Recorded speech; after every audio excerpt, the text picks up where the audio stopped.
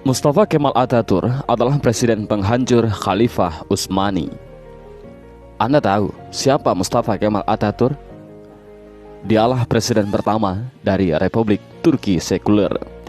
Dialah dalang dibalik kekacauannya Khilafah Utsmani sampai Khilafah Utsmani harus runtuh pada 3 Maret 1924. Dan ketika Mustafa Kemal Atatürk berkuasa di Turki, dia menjadi diktator pertama di dalam dunia Islam. Dia memerintah dengan tangan besi. Habis semua umat Islam dalam genggaman tangannya. Tangannya berlumuran darah umat Islam yang menghendaki agar Khalifah Utsmani kembali menghiasi bumi Istanbul. Mustafa Kemal juga yang menghapus segala bentuk hukuman syariah. Dia yang menghapus hukum potong tangan bagi pencuri, hukum rajam bagi penzina, hukum qisas bagi pembunuh, lalu digantinya dengan hukum penjara. Tak hanya itu, Mustafa Kemal juga menghapus hukum waris, menyamaratakan ahli waris laki-laki dengan ahli waris perempuan, menghapus hukum hijab bagi muslimah, mengubah Masjid Hagia Sophia menjadi museum, kalimat azan diganti menjadi bahasa Turki, menggalakkan minum-minuman khamar di tempat umum, dan menjadikan majelis-majelis ilmu kemudian menggantikannya dengan tempat-tempat lokalisasi pelacuran dan diskotik. Tak hanya mengubah sistem pemerintahan Turki yang Islami menjadi sekuler, Mustafa Kemal juga memiliki sifat sombong sebagaimana Firaun. Dalam suatu kesempatan, Mustafa Kemal berpidato di hadapan para tentara ex-tentara khilafah. Dalam pidatonya itu, Mustafa Kemal membanggakan dirinya dengan berkata, "Kini sekarang siapa yang berkuasa, aku atau Tuhan?" Dengan perasaan takut, para tentara itu serentak mengucapkan, "Andalah paduka yang kami takutkan sekarang." Mendengar jawaban dari para tentara itu, senyum kesombongan mengukir di bibir Mustafa Kemal.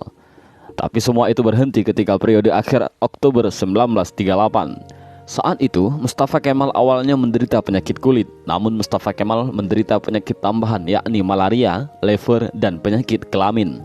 Dokter pribadinya pun memberi salep dan dioleskan di kulitnya yang luka karena garukan dari kukunya. Dr. Abdullah Azzam dalam bukunya Al-Munaratul Mafkudah menjelaskan prosesi ajal Mustafa Kemal Atatürk yang sangat mengerikan. Menurut Dr. Abdullah Azzam, sebuah cairan berkumpul di perutnya secara kronis, ingatannya melemah, darah mulai mengalir dari hidungnya tanpa henti. Untuk mengeluarkan cairan dalam tubuhnya, dokter pun menusuk jarum di perutnya. Tapi hasilnya perutnya membusung dan kedua kakinya membengkak. Wajahnya pun menjadi pucat pasi dan terlihat seperti tengkorak. Mustafa Kemal yang sedang sakit menderita itu, kesehariannya dilengkupi rasa panas yang luar biasa. Bahkan, gatal-gatal dari tubuhnya semakin menjadi-jadi, hingga dia merasa tak tahan lalu menjerit sampai terdengar di seluruh istana. Para pekerja istana sangat ketakutan. Ketika Mustafa Kemal sudah menjerit karena kesakitan, badannya yang panas hingga melebihi suhu normal membuatnya tak mau masuk istana. Dia meminta dibawa ke tengah-tengah laut untuk menurunkan suhu tubuhnya, tapi suhu tubuhnya selalu naik dan malah panas. Syekh Dr. Said Husin Al-Afani dalam kitabnya Al-Jaza min Jinsil Amal mengisahkan bahwa sebenarnya Mustafa Kemal sudah mulai menderita kanker hati pada tahun 1936.